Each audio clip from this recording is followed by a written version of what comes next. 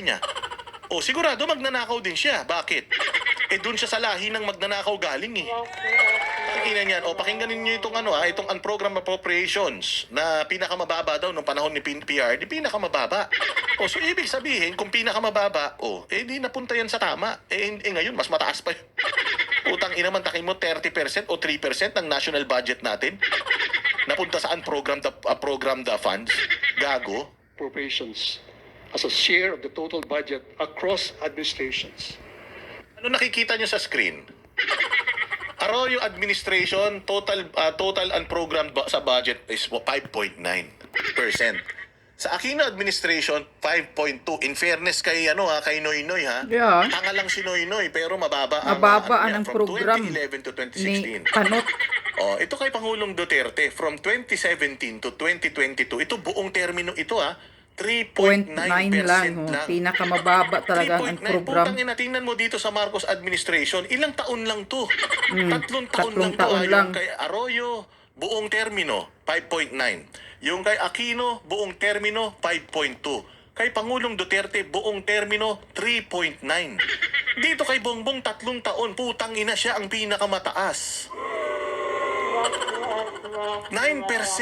Pinakamataas ng na budget magnanakaw. natin. 9%. Kung 7 trillion ang budget natin, magkano yung 9% ng 7 trillion na yun? Imaginein mo magkano yun? Ilang daang bilyon yun?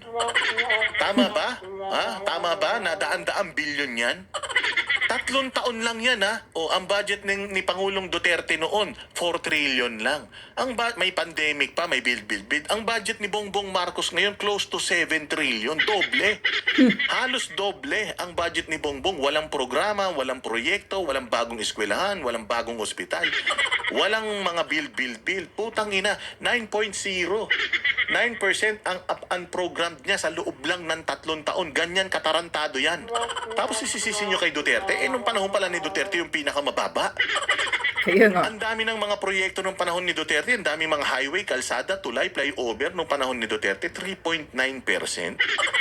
Tapos nung panahon ni Marcos, 9%, 3 taon pa lang.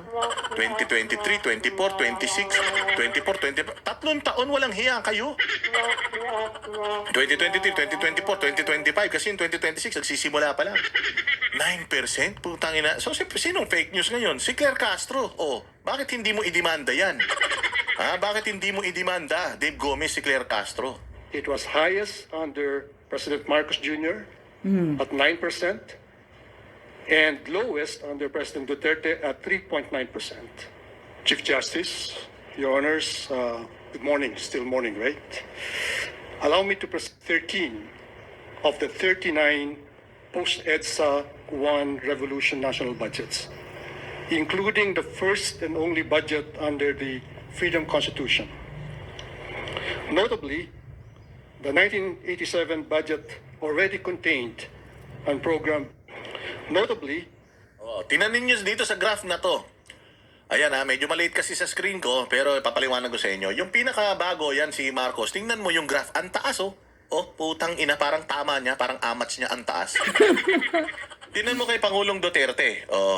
Mababa yung kay Pangulong Duterte. Halos kaparehas lang nung kay Noynoy. Tandaan ninyo kay Pangulong Duterte, merong pandemic. Kay Kaya Pangulong Duterte, napakaraming mga proyekto. Tingnan mo, yung Pilipinas, nung panahon ni Pangulong Duterte na mababa yung budget natin.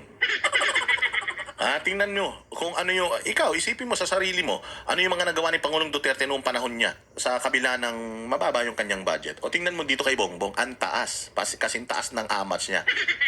Tanungin mo sarili mo ngayon, ano yung nararanasan ng Pilipinas? Sa loob lang ng 3 taon to Ano yung nararanasan ng Pilipinas? Maayos ba? May bagong tulay? May bagong kalsada? May bagong eskwelahan? Nadagdagan ba yung benepisyo natin sa kalusugan?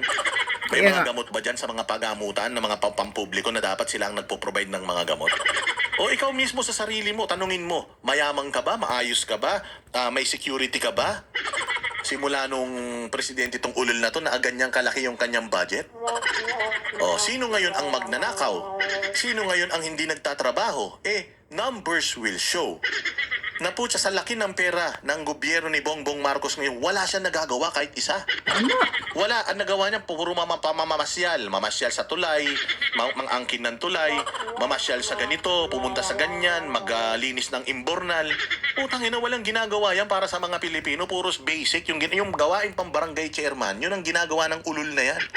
O correct. sasabihin ninyo ni Claire Castro na Stupido nagsimula yung nga, corruption ng gago. panahon ni Duterte. Ang laki ng budget niya ngayon, pinapakita rito sa Supreme Court. Tangina ninyo, Supreme nakakahiya Court na kayo. to mga tanga. Budget under the Freedom Constitution. Mga ulul, tanga na loyalista, makinig kayo dito. Tingnan nyo. 1987 budget already contained unprogrammed appropriations. Supreme Court na to galing nagsasalita dyan. Pinagdibatihan na nila yan. Rather from 2005 to 2026, Congress approved unprogrammed appropriations exceeding those proposed by the President only 5 times. In 2010, under President Arroyo, in 2022, under President Duterte, and from 2023 to 2025, under President Marcos Jr. O, tingnan mo. The increases over the last 3 years. Naintindihan niyo yung sinasabi dito ni Jokno. Noong panahon ni Cory, isang beses lang lumagpas. Yung appropriations. O yung unprogrammed. General Appropriations Act, yung unprogrammed mga bossing, isang beses lang tumaas nung panahon ni Gloria. Mas mataas kaysa dun sa NEP niya. Yung NEP, yung budget ng presidente. Nung panahon ni Pangulong Duterte, isang beses din tumaas. Nung basta nung pandemic to tumaas yung unprogrammed doon sa NEP. Kumbaga, nalagpasan niya yung NEP. Putik dito kay Bongbong Marcos simula 2022 hanggang 2025. Taon-taon, mas mataas ang taas ng unprogrammed unprogrammed funds. Yung National Expenditure Plan o NEP, nalagpasan ng General Appropriations Act unprogrammed funds. Nandito sa graph, pinakikita. Yung kulay green, yaan yung National Expenditure Plan. Yung kulay pula, yaan yung GAA. Tapos, yung unprogrammed level, nandiyan din. Pucha, ang taas ng unprogrammed level, 3 taon. Kay Gloria Arroyo, isa. Kay Pangulong Duterte, isang beses. Kay Pinoy nga, hindi tumaas Wala Hindi, in fairness kay Pinoy Pinoy na bibilib ako Hindi sa mga magnanakaw nakikita pala ko si kay Pinoy. Panot. Oo, hindi magnanakaw si Pinoy Ibang klase to hindi natin alam pero kung ang pag-uusapan is yung budget at saka unprogrammed appropriations, unprogrammed funds. Ayan tingnan mo kay Bongbong Marcos, 1, 2, 3. 3. Tangina. Sa loob ng 4 na taon, putragis 3 beses na mas mataas yung insertions nila. Kaya nga, Sinong magnanakaw? ang pinakamagnanakaw na gobyerno nga ito ngayon kang Bangag Ipaglagay Marcos. na natin na yung graph na yan is pagnanakaw. Nung panahon ni Gloria, isang beses nagnakaw. Nung panahon ni Duterte, may isang beses na nagnakaw. Puta, yung panahon ni Bongbong Marcos, taon-taon may pagnanakaw. Ilagay natin dun sa ganung perspektibo pero hindi siya ganun. Kasi nung kay Pangulong Duterte, justifiable Justifiable kung bakit mas mataas. May mga proyekto na natapos, marami. At may pandemic. Nung panahon ni Bongbong, wala na nga pandemic. Alam mo kung ano pandemic na nararanasan natin ngayon? Yung pandemic ni Bongbong. Yung pagnanakaw niya, yun ang pandemic na naranasan natin ngayon. Yan, ang pandemic, ang pagnanakaw na pandemic. Have been particularly large. Those are Grabe circled there. Back, please. The blue line is the one in the NEP, and the red line is the one approved by Congress. This is not to argue that Congress may increase the unprogrammed appropriations as requested by the executive. This is only meant. Diba? Yung national This is not expenditure, to argue ulitin that natin Congress may increase the unprogrammed. Nakikita nyo yung graph. Yung green, yun yung national expenditure. Yung pula, yun yung GAA, yun yung budget. Yung itim na linya, yaan yung unprogrammed. So mas mataas yung unprogrammed kaysa doon sa budget ng presidente. Oh. Paano nangyari yun? Lahat nilagay nila sa program para mabilis nakawin nga Si eh. Bongbong Marcos ang may president's budget. Si Bongbong Marcos ang naglalagay ng mga pondo sa proyekto. Congress ang nag-allocate. Pero si Bongbong Marcos may listahan siya ng mga programa niya. Anong ginagawa ng SONA niya? O kung bobo pala siya mag-forecast. Mas mataas pa yung unprogram kaysa doon sa programa niya. Kasalanan niyo talaga yan. Appropriations as requested by the executive. This is only meant to reflect the monumental abuses done Grabe, by Congress abuse. during the last 3 years. Monumental, tinan mo ha, monumental abuses done by the Congress these past few years. Yun yung term na ginamit, monumental. Putang ina niyan, tapay din na daw silang tayuan ng monumento ng mga magnanakaw at tarantado daan sa Kongreso. Monumental mga bossing. Matindi yung kanilang sino ba yung mga tinatayuan ng mga monumento? Yung mga matitindi yung nagawa. Nakabutihan para sa bayan, di ba? Yung mga sila Andres Bonifacio, Rizal, may mga monumento yan. Oh, ito daw mga congressman, monumental, putang ina niyan. Matindi yung kanilang ginawa. Hindi nga lang kabutihan, katarantaduhan sa budget. Sino ba ang Speaker of the House nung nangyari yan? Si Correct. Martin Romualdez, pinsan ni Bongbong. Tas sasabihin nyo, walang kinalaman si Bongbong. Hoy, Toby Chanko. O ito, ipaliwanag mo ngayon na ang presidente ang pumipirma ng budget pero si Martin Romualdez ang gumagawa ng budget. O magpinsan sila. Sa tingin mo, hindi sila magkasabwat? Yan na nga eh. Yan ang sinasabi. Oh, mga tanga na mga loyalista na mga tulog pa dyan. Ito ang tingnan nyo. Galing na to sa Supreme Court, na pinag-anuhan nila, debatihan kahapon. Only Duterte, kaya nga paulit-ulit kong sinasabi na ang mga Duterte ay hindi magnanakaw. Pero kayo mga putang ina ninyo dyan sa Congress, mismo na ang Supreme Court ang nagsasabi, monumental abuse sa budget ng pera ng mga Pilipino ang ginagawa ninyo. Magnanakaw kayo. Tingnan mo, Marcos Jr., pinakamalaking unprogram ikaw. Kawalang hiya mong kapal ng mukha mo. 3 taon pa lang pinakamataas na unprogram na yung nakalagay na pira kaysa sariling budget na para sa mga Pilipino. Tingnan nyo dito hindi kami gumagawa, galing to sa Supreme Court. Yan ang pinagdebatihan nila ngayon. Mga 2 araw yata yun. Pinakamataas na ang program funds. Bakit? Yung budget, paras yung budget sa yung budget sa mga railway, budget sa PhilHealth, ang budget sa lahat-lahat sa agriculture, lahat pinasa, nilagay sa program ni Bangag.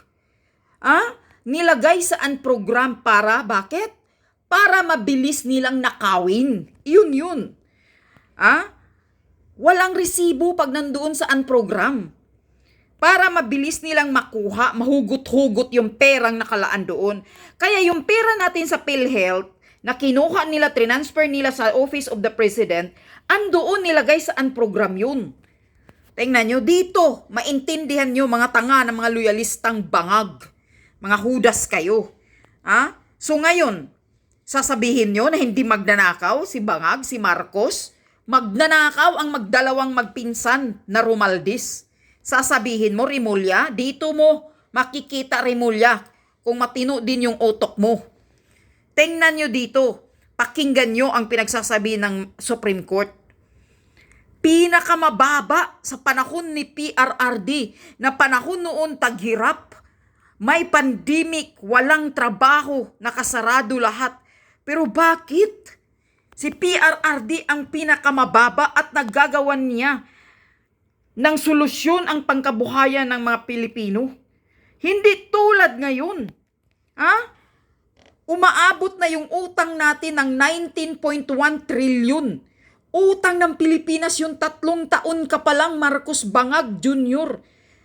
Umabot na ng 19 trilyon ang utang ng Pilipinas. Utang ka ng utang taon-taon para putang ina na nakawin ninyo.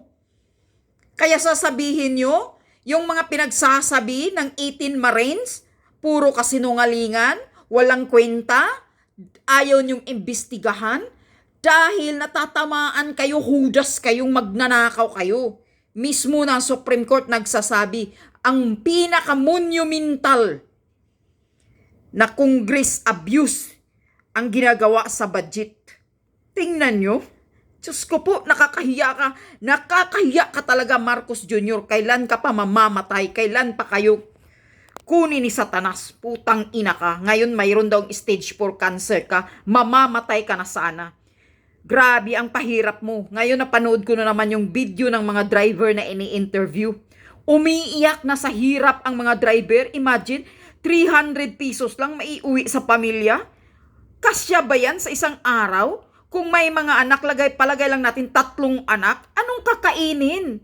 Puki ng ina nyo. Hindi nyo tinataasan yung pamasahe. Putang ina ninyo. Wala ka talagang kwinta, Marcos Jr. Tapos nagpapakapalan ka, kapit tuko ka pa, ayaw mo pang mag-resign, ayaw mo pang bumaba. Umiiyak na sa hirap ang mga taong bayan.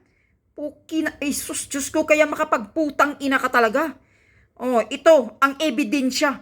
Supreme Court na mismo ang nagsasabi mas malaki ang nilaan sa program kaysa budget na para ilaan sa mga taong bayan na para gagawin sa bansa. Imagine, monumental abuse ng Kongreso ang ginagawa sa pira natin. Supreme Court ang nagsasabi, No. Ano to?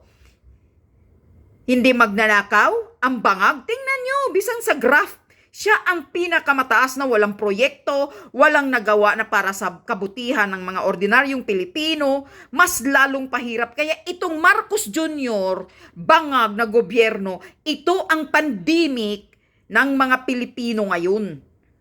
Pandemic na magnanakaw sa kaban ng bayan ang mga putang ina. Kapal ng muka.